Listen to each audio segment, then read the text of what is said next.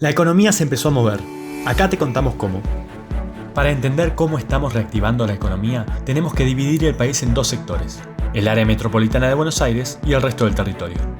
En el interior, la industria manufacturera ya está totalmente habilitada para trabajar, y la actividad pasó del 54% en abril al 80% en junio. Tomemos como ejemplo la industria automotriz.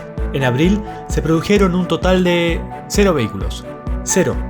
Eso no pasaba desde que Argentina empezó a fabricarlos en la década del 50. Pero ahora la actividad se está retomando y las plantas de Volkswagen, Toyota y Scania, por ejemplo, están operativas.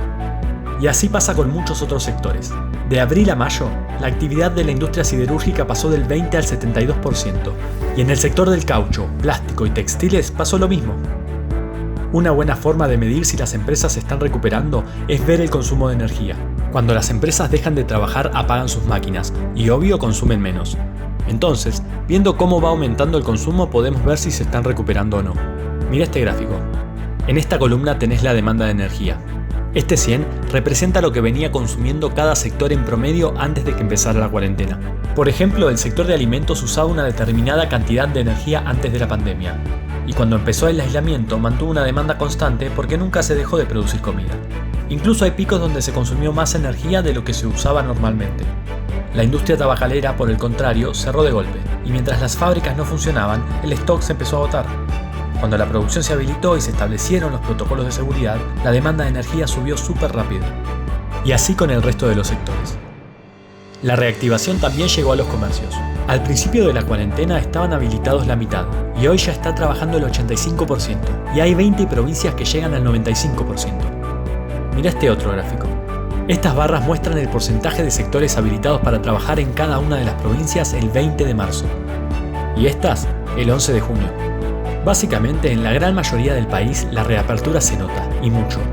Menos en el área metropolitana de Buenos Aires, donde se está dando a un ritmo mucho más lento que en el resto de las provincias porque es donde más gente hay y es más difícil controlar el virus.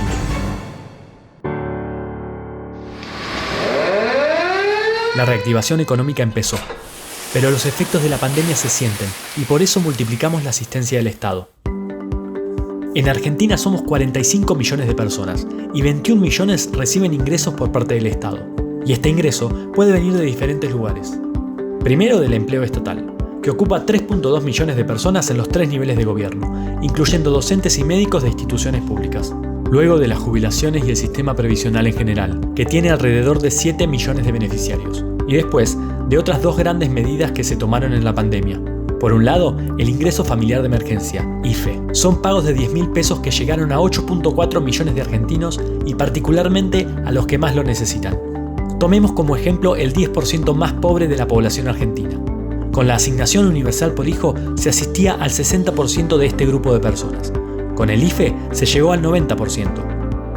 Además, se estima que la medida evitó que entre 2.7 y 4.5 millones de personas cayeran en la pobreza y en la indigencia en el último bimestre. Y por otro lado, el Programa de Asistencia de Emergencia al Trabajo y la Producción, o ATP, que está dirigido a los trabajadores formales y se divide en dos partes. Para los empleadores, el pago de un porcentaje de los salarios de los trabajadores por parte del Estado. Esto llegó a 2.4 millones de empleados de 248.000 empresas. Para los monotributistas y autónomos, los créditos a tasa cero, que llegaron a 379.000 personas. Del total de dinero que se destinó a ATP, la mitad fue para los sectores de industria, 27.1%, y comercio, 23.9%. Y por último, otra de las medidas fueron los créditos a tasa del 24%, que lo recibieron 136.000 empresas, en su mayoría pymes. Y los principales sectores fueron comercio 32%, industria 29% y agro 13%. La pandemia es, para Argentina y el mundo, algo inédito. La economía de todos los países frenó como nunca lo había hecho antes y eso es un desafío para todos los argentinos y las argentinas. Sabemos que no hay futuro sin política productiva. Para salir adelante tenemos que incorporar tecnología, potenciar a las pymes y generar las condiciones para un crecimiento sustentable. El Estado, junto a las trabajadoras, los trabajadores y el sector privado, vamos a poner a la Argentina de pie.